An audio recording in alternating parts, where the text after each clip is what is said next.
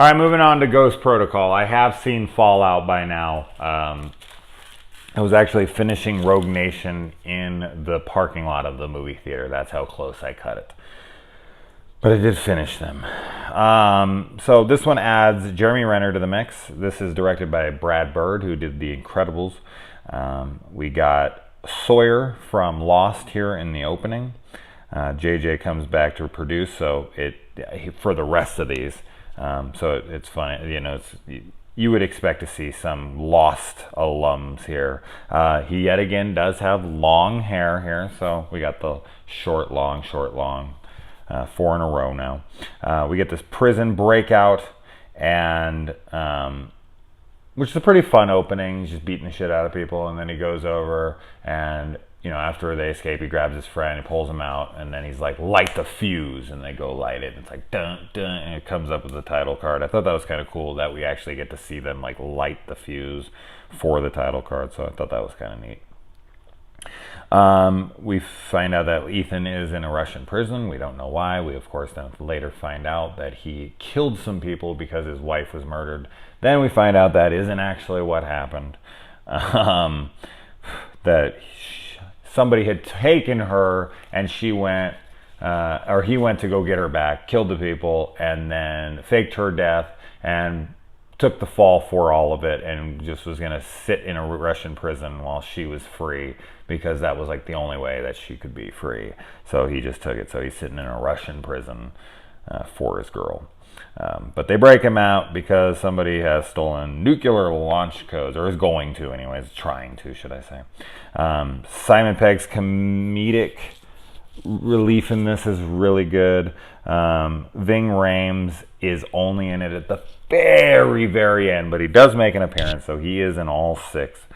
The hallway tech, when they go to break in like the Kremlin or whatever, and they use that thing and it like mirrors it back, and that's really cool tech. I like that a lot. Ridiculous, I'm sure, but still cool.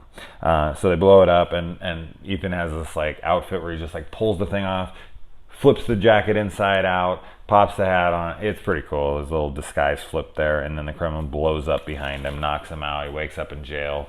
There's this really funny scene when he wakes up and he goes to jump off the building, and there's this trash can below him, and the guy comes out, and he's just waiting, and he's like, go ahead, do it. He's like, seemed like a good idea when I got out here. I thought that was a really funny exchange. I really laughed at that one.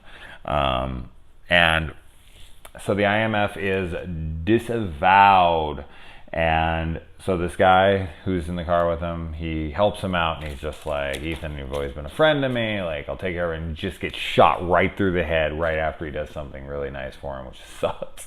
And then Renner and him run off together, and Renner joins the team, and he plays like he's this buffoon that can't do anything right. He's like knocking into things. He's, of course, we later find out that it's all an act, and he's actually a very well-trained field agent, and the reason that he quit was because he thought he got Ethan Hunt's wife killed and just couldn't tell him. And oh man, there's a scene where he's climbing the huge, obviously the iconic scene here from this film itself, when he's climbing the building in Dubai.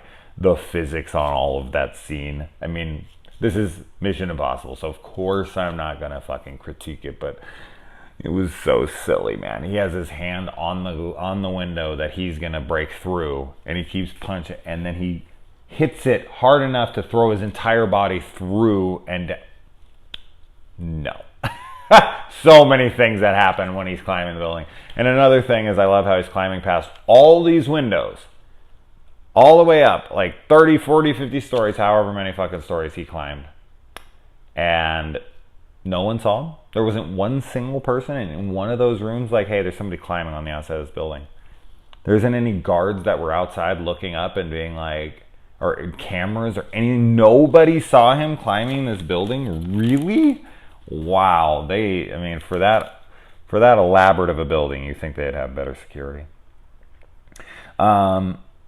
Another thing I'm kind of unclear about is once the masks had failed and once they were in that situation where they were going to let them get the nuclear codes anyway and all that kind of stuff, like, they still were trying to control it to an extent, but they gave the person the diamonds. And then they gave the person the nuclear codes. And they did the exchange, they risked the operation by going in, not knowing whether or not these people knew the other person. They had to go 50-50 on both parties. And it was all so that they could just play the roles that the other ones were going to play anyways, and they gave them everything they were going to give them anyways. The diamonds, the nuclear codes, all that stuff. Like, why not just go in there once they're all in there and shoot up the joint? Or wait till they come out and knock them out? Like, I don't understand why they needed to go into separate rooms at that point. Like, they didn't have masks. They didn't have they weren't going to give them the fake codes. Like, they were giving them everything. I don't understand. That scene makes zero sense to me. So it just seems like they're going to potentially blow their cover, screw the whole thing up for no reason. Like, I don't get it. So whatever. And once, like, he's looking at the nuclear codes, like, just boom, boom, boom. Like, have someone come through the door. Like, I don't know. Like, don't even show up for the other guy. Just go to the girl who has the nuclear codes. Send them up to the fucking roof. Don't even worry about them. They just got diamonds. And just worry about the assassin chick. Grab a briefcase and be done with it. I don't know. That whole scene made zero sense. No sense at all to me. I did like that the masks fail. That is something we haven't encountered before. And... oh man, and the guy that was with him, how cold-blooded this was. The guy that was with the guy who was looking for the codes, he approves them and whatever, he confirms that they're real, and then he comes out and he's like, all right, now release my family, and the guy just turns around and just shoots him to death. Like, he says he's gonna, like, kill his family too or something, and it's just cold-blooded as all hell. And I was like, oh man, that is tough. And oh man, that hit woman, she is hot. So is Rebecca Ferguson as well, but that hit woman, oh my god. The sandstorm chase is fucking awesome. That was freaking just great. And let's see. I liked that whole way it played out. And he had the glasses and he threw them on. He was running through and he put a car at him, and it all fails anyways. He still gets away anyway after all of that shit. So really like that. And then we get all these exotic locations. We get Dubai, and we get this, freaking place in India. Escaping my mind at the moment. But I really like, the cool BMW cars. This one felt the most like a James Bond movie. Because we got the new hot chick, and we've got the hot assassin chick, and we've got the, awesome new concept car from some hybrid company, or not hybrid company, but a company who's putting out this, like, concept car, a known company, fuck is the word I'm thinking of, guys? I don't know. But yeah, BMW puts out this car, just like in Bond movies, so... and let's see, the scene where he's jumping with the magnets and he's just like, are you sure? And he's like, yeah, absolutely. He's like, the science is sound. And then he goes like, all right, time to jump. And he's like, yeah, I'm pretty sure. And it's like, yeah, you're pretty sure. I thought that was all pretty funny. And all that, like, back and forth, like they're she's trying to seduce the dude from Slumdog Millionaire. Who wants to be a millionaire? Like, I can't remember how he says that. I remember seeing the movie and just being like, oh my god, if he says that one more time, I'm gonna fucking laugh myself to death. His cheesy ass flirting is great. And he seems to be really into her abuse, so I'm sure he just isn't used to having anyone get tough with him. I'm sure just everybody, like, bows to his feet, so having some girl, like, get really strong with him, I'm sure he found that to be really sexy.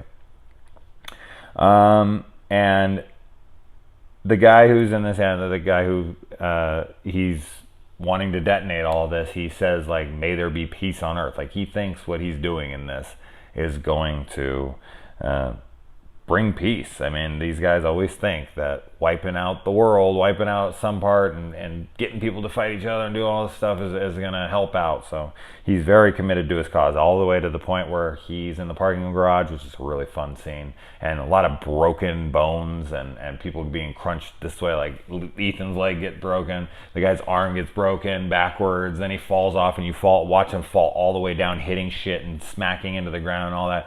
Like, the guy was so committed to his cause that he just grabbed the briefcase and just fell to his death. I feel like he could have just thrown it off.